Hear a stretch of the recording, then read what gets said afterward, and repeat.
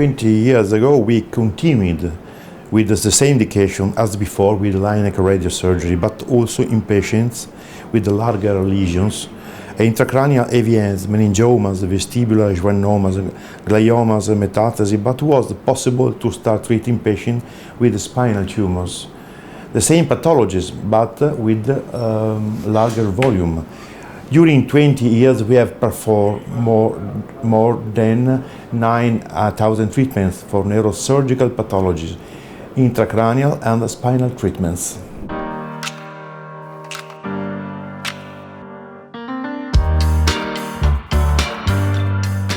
The first patient was a young lady with a large cavernous sinus meningiomas with deficit of cranial palsy.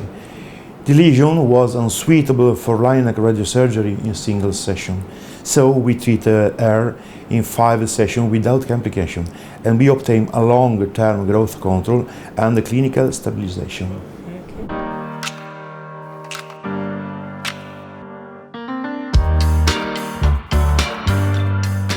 Professor Colombo has gave us an important scientific and human legacy with his immense neurosurgical and radiosurgical knowledge.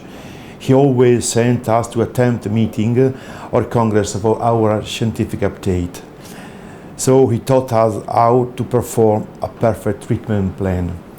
He was one of the most important radiosurgeons in the world, a really pioneer, when in Italy nobody knew radiosurgery.